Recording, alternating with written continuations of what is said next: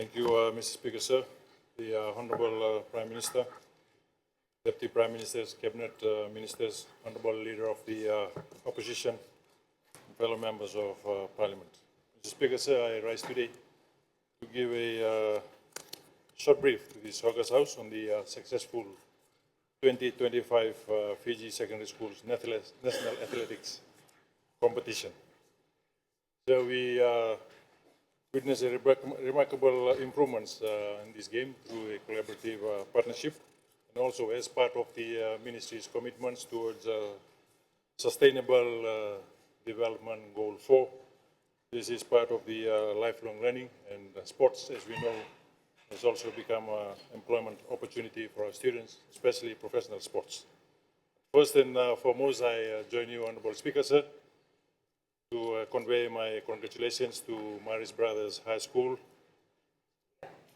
Suva Grammar School, Queen Victoria School, and Mahatma Gandhi Memorial School, Andi Rakobau School, and Natambua High School for their excellent performances during this tournament.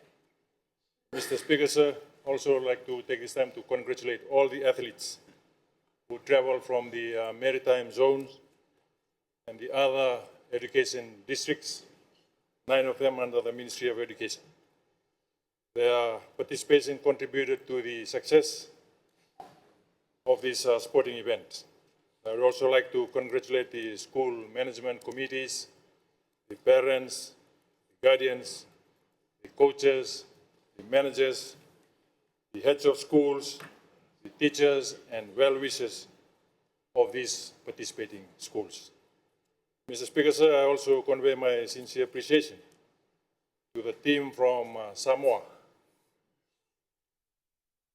and the lone student who came from Australia to participate in our Fiji Secondary Schools athletics competition.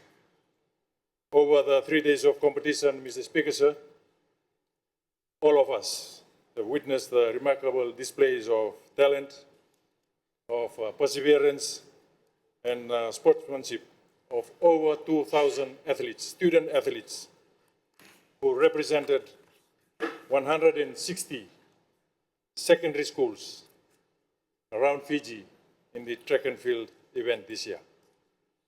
A total of 179 secondary schools around Fiji and 160 were represented at the Games.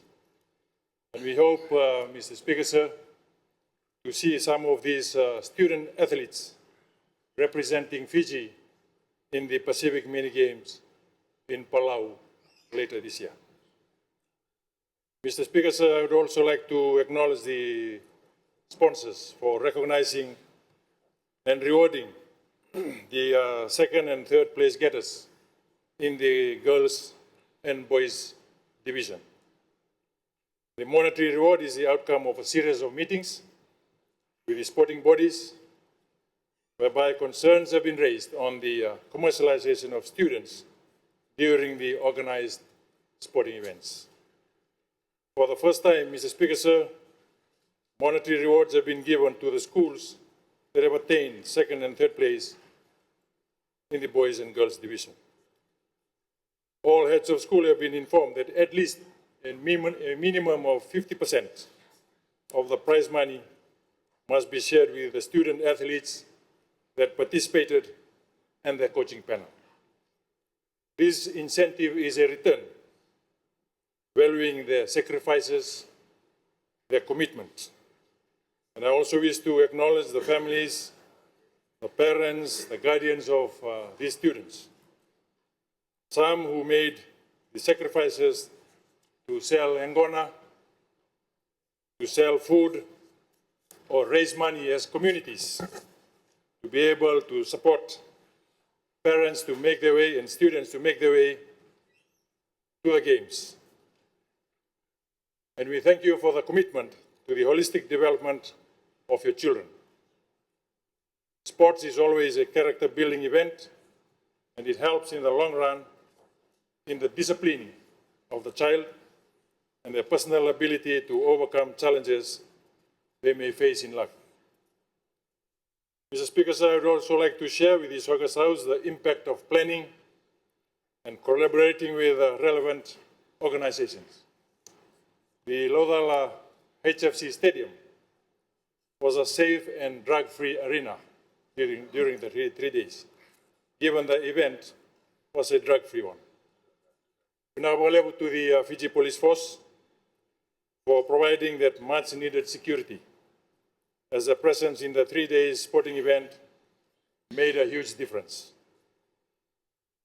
Also to the Ministry of Health, their presence during the 3-day event and advocating on free HIV testing at Lodala is also commended.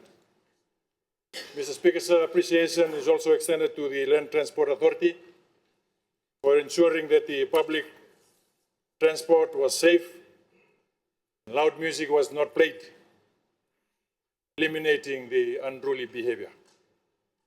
As the Minister for Education, I am grateful for the partnership that ensured that we as a government are proactive in providing a safe space through sports for our young people of today.